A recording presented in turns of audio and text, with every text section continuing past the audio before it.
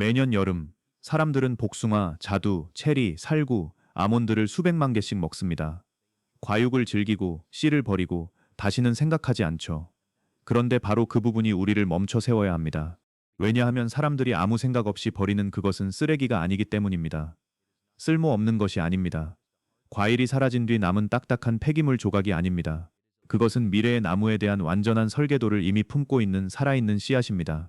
대부분의 사람들이 쓰레기통으로 보내는 것이 사실은 복숭아 나무, 자두나무, 체리나무, 살구나무, 혹은 수년, 심지어 수십 년 동안 열매를 맺을 수 있는 아몬드 나무가 될 수도 있었던 것입니다. 그리고 놀라운 점은 이겁니다. 그것을 키우는 일은 그 과정을 이해하기만 하면 전혀 복잡하지 않습니다. 마법이 아닙니다. 상업 묘목장만 아는 특별한 비법도 아닙니다. 값비싼 장비가 필요한 것도 아닙니다. 그저 생물학일 뿐입니다. 씨앗이 반응하도록 설계된 세 가지 조건만 제공하면 버리려던 것을 진짜로 자라는 나무로 바꿀 수 있습니다. 여러분이 직접 과일을 키우고 돈을 절약하고 이미 가진 것을 활용하고 끝까지 구체적이지 않은 막연한 조언 대신 나무가 실제로 어떻게 작동하는지 이해하는 데 관심이 있다면 지금 바로 이 채널을 구독하고 알림을 켜주세요. 저는 실제로 결과를 원하는 사람들을 위한 실용적인 재배 콘텐츠를 올립니다. 재활용된 뻔한 팁이 아니라요. 평범한 주방 부산물을 생산적인 식물로 바꾸는 아이디어를 좋아하신다면 이 영상에서 많은 걸 얻으실 겁니다. 이번 영상에서는 복숭아, 자두, 체리, 살구, 아몬드를 씨앗에서 키우는 정확한 3단계 과정을 안내해 드리겠습니다. 하지만 그뿐 아니라 대부분의 사람들이 실패하는 지점, 이 종들이 서로 다르게 행동하는 이유, 그리고 단순한 발화가 아니라 실제로 나무가 될 때까지 살아남는 묘목을 얻으려면 무엇을 알아야 하는지도 보여드리겠습니다. 더 나아가기 전에 반드시 이해해야 할 진실이 하나 있습니다. 이것을 알고 나면 앞으로 먹는 모든 과일을 보는 시각이 달라질 것입니다. 모든 핵과류, 씨가 단단한 과일의 씨 안에는 휴면 중인 식물 배아가 들어 있습니다. 아주 작은 살아있는 유기체죠. 멈춰 있을 뿐 죽은 게 아닙니다. 기다리고 있을 뿐 비활성 상태가 아닙니다.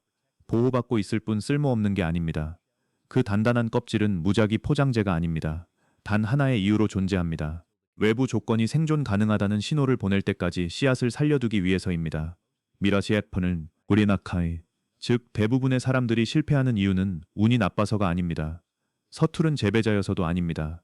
그 씨앗이 원래 자랄 수 없어서도 아닙니다.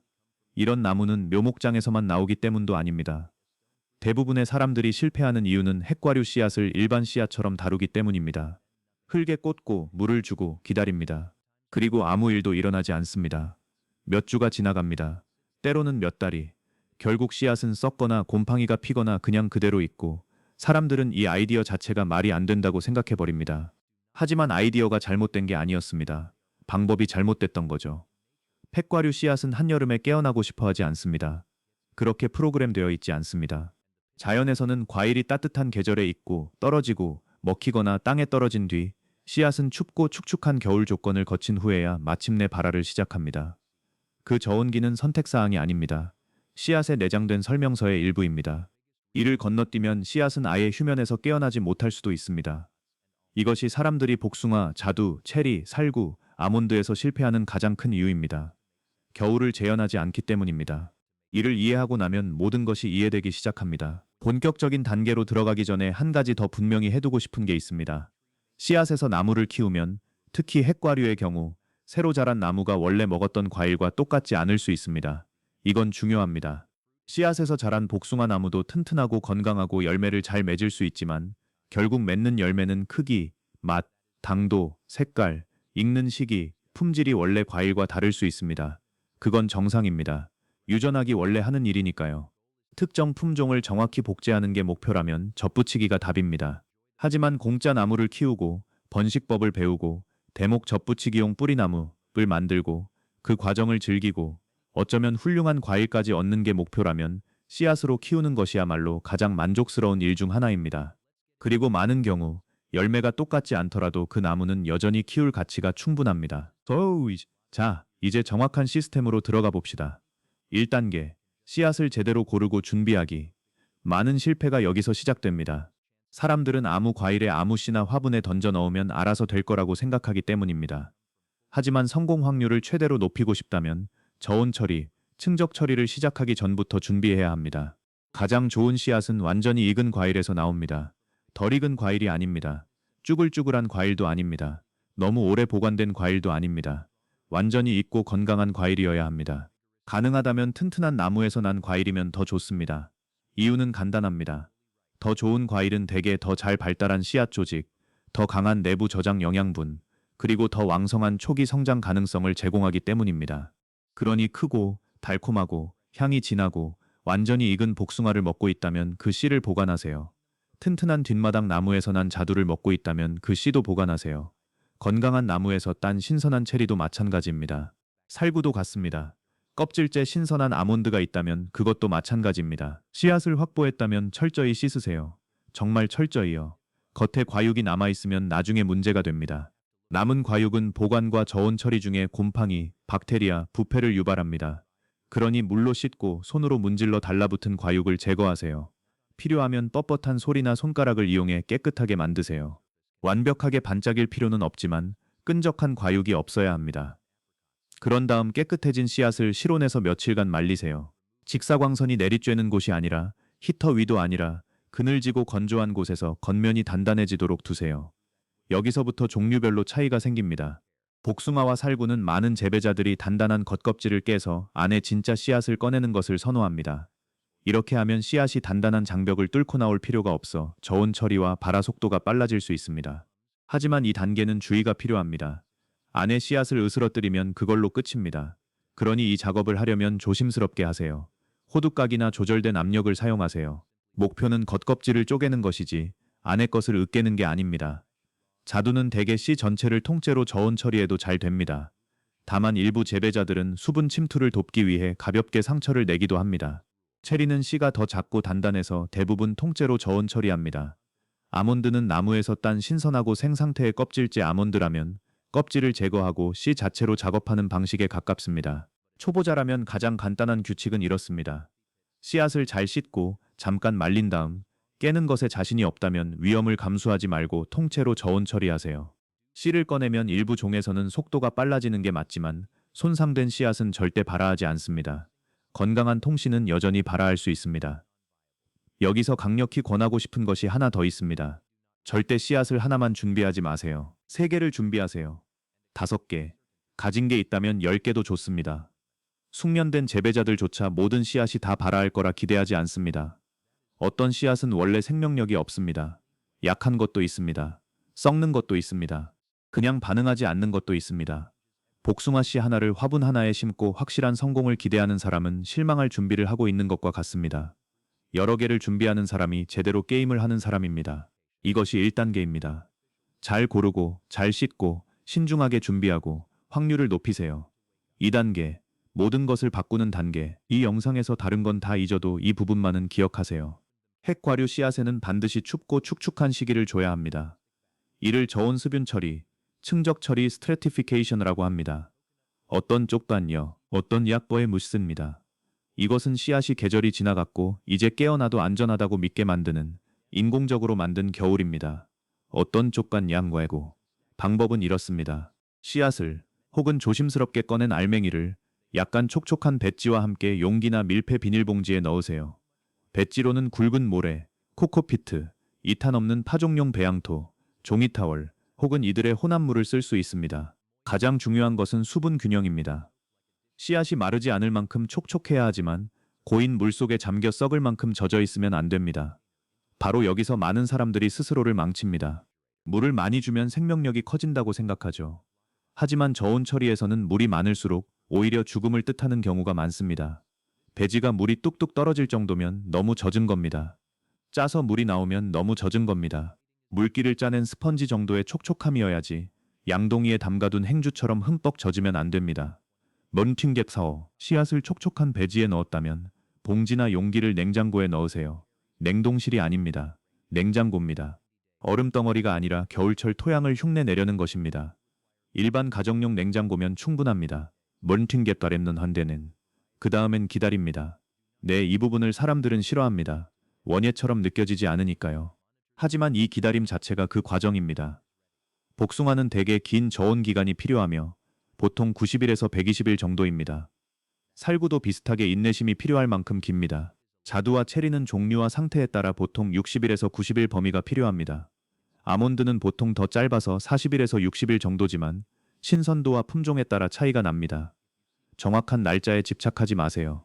범위로 생각하고 씨앗을 관찰하며 씨앗이 준비됐다고 알려줄 때까지 기다리세요. 무엇을 관찰해야 할까요? 뿌리 끝입니다. 씨앗에서 나오는 아주 작고 하얀 육은 라디클입니다. 그것이 휴면이 깨졌고 씨앗이 살아서 움직이고 있다는 신호입니다. 웅지나 용기를 2주마다 확인하세요. 열어서 씨앗을 살펴보세요.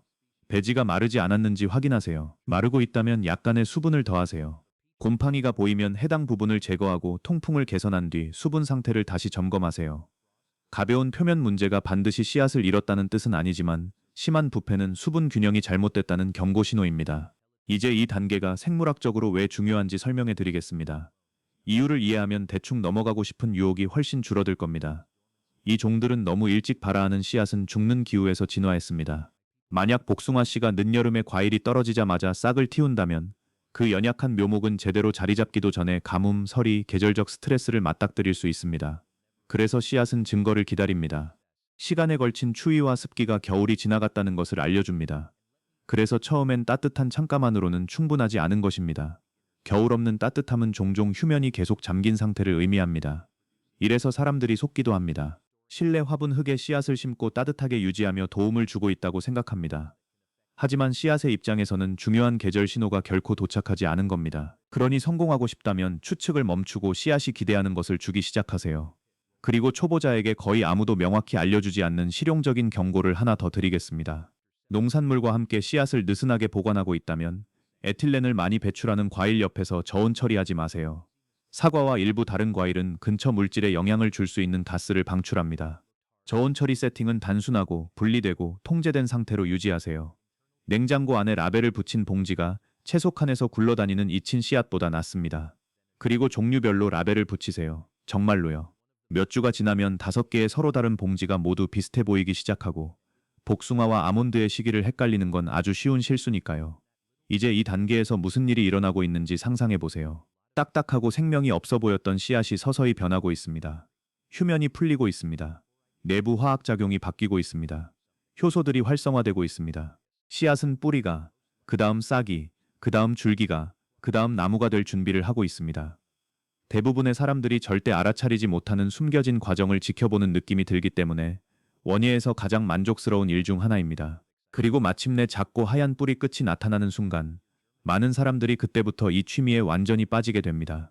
이제 더 이상 이론이 아니니까요. 이제 현실이 되니까요. 3단계로 넘어가기 전에 한 가지 여쭤보고 싶은 게 있습니다. 정말 궁금해서요. 여러분은 어떤 걸 가장 먼저 시도해 보고 싶으신가요?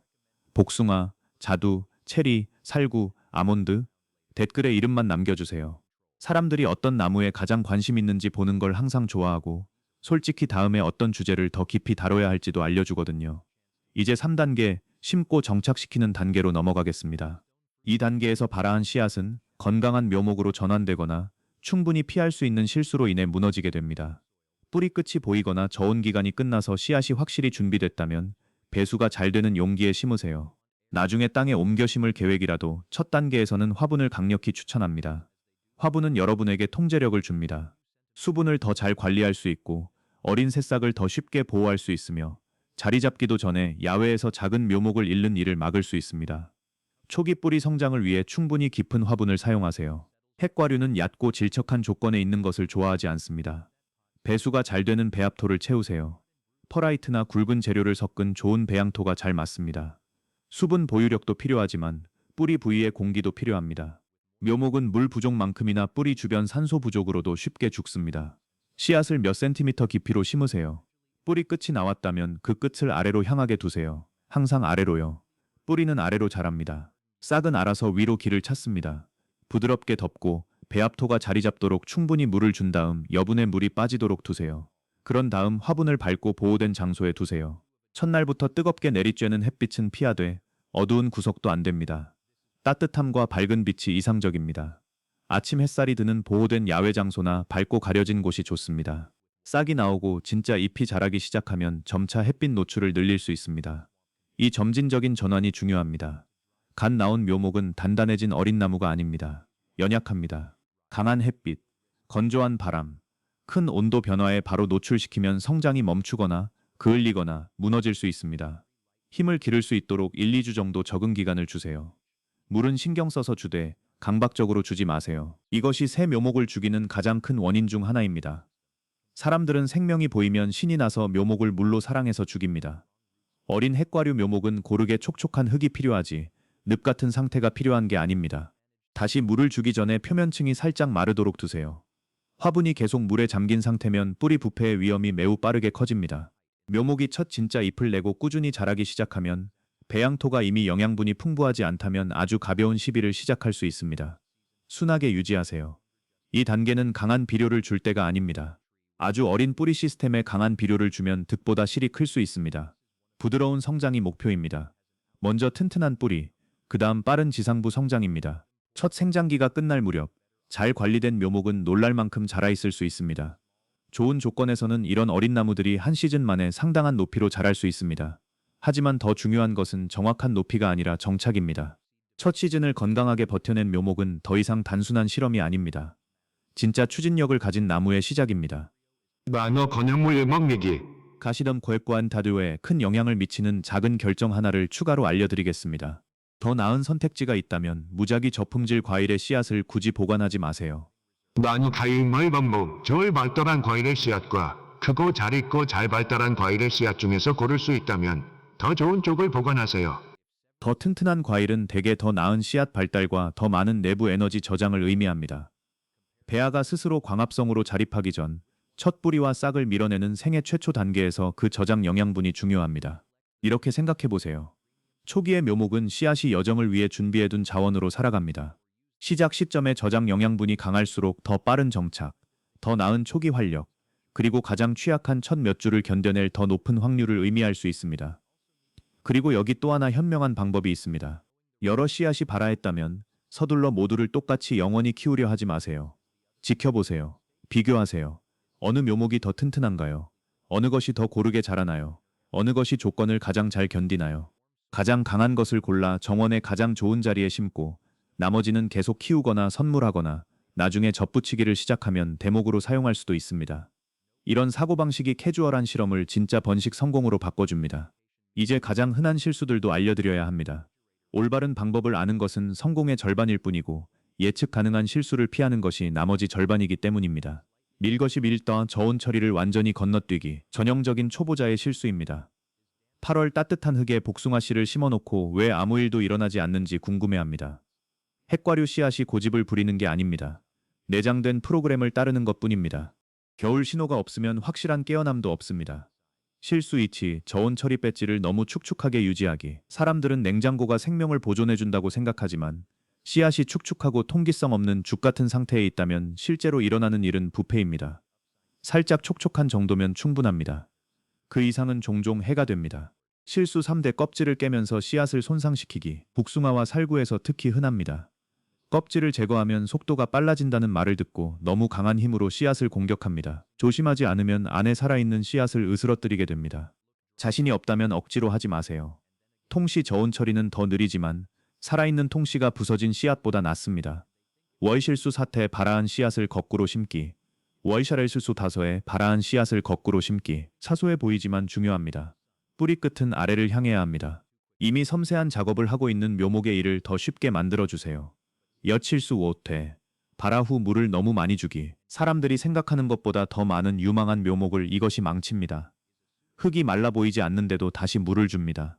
그리고 또 줍니다. 그러다 줄기가 약해지고 잎이 처지고 밑동이 물러지면 사람들은 이것이 약한 식물이었다고 생각합니다. 하지만 종종 약했던 게 아니라 질식했던 겁니다. 실수 6대 묘목을 너무 빨리 강한 햇빛이나 거친 야외 환경으로 옮기기. 어린 새싹은 경화 순화 과정이 필요합니다. 나무는 단단해지지만 묘목은 연약하게 시작합니다. 이 단계를 존중하면 성공률이 즉시 올라갑니다. 실수 7. 묘목이 실패했다고 너무 일찍 단정하기. 어떤 씨앗은 다른 것보다 빠르게 움직입니다. 어떤 종은 더 느립니다. 어떤 씨앗은 발아가 고르지 않습니다. 방법이 옳았다면 과정에 시간을 주세요. 무한정은 아니지만 충분한 시간을요. 원예는 조바심보다 인내심에 보상을 줍니다. 실수 8대 씨앗에서 자란 과일이 가게과일이나 묘목장 품종과 똑같을 거라 기대하기. 씨앗 재배가 번식, 실험, 장기적 보상이 섞인 일이라는 것을 처음부터 이해한다면 그 과정을 훨씬 더 즐기게 될 것입니다. 매번 클론 같은 복제품을 기대한다면 씨앗 번식이 실제로 주는 것을 오해할 수 있습니다. 잠시 멈춰서 이것이 정말 무엇을 의미하는지 생각해 보세요. 다음에 복숭아를 자르거나 체리 한 줌을 다 먹거나 잘 익은 살구를 먹거나 신선한 아몬드 껍질을 깰 때 여러분은 쓰레기를 보고 있는 게 아닙니다. 또 다른 나무의 시작을 보고 있는 겁니다. 추가 비용 없이 얻는 잠재적 나무입니다. 대부분의 사람들이 평생 배우지 못하는 생물학, 휴면, 인내, 번식에 대해 여러분에게 가르쳐줄 잠재적 나무입니다. 계속해 나간다면 언젠가 그늘, 꽃, 수분 매개자, 야생동물에게 가치 있는 서식지, 그리고 바구니 가득한 과일을 줄 수 있는 잠재적 나무입니다. 대부분의 사람들이 몇 초 만에 버리는 것에서 나오는 놀라운 보상입니다. 그리고 이것이 제가 이 주제를 정말 좋아하는 이유입니다. 이것은 평범한 것들을 보는 방식을 바꿔놓습니다. 주방 부산물을 장기 프로젝트로 바꿔줍니다. 잊혀진 씨앗을 가능성으로 바꿔줍니다. 과일이 이야기의 끝이 아니라는 것을 상기시켜줍니다. 아주 실질적인 의미에서 과일은 다음 나무를 위한 배송 시스템입니다. 이걸 시작하는데 묘목장이 필요하지 않습니다. 큰 과수원도 필요 없습니다. 넓은 땅도 필요 없습니다. 화분 하나, 씨앗 하나, 냉장고 한 칸, 그리고 3가지 간단한 단계를 제대로 따르려는 의지만 있으면 시작할 수 있습니다. 춥고 습한 조건으로 올바르게 저온 처리하세요. 인내심과 통제력을 가지고 묘목을 심고 정착시키세요.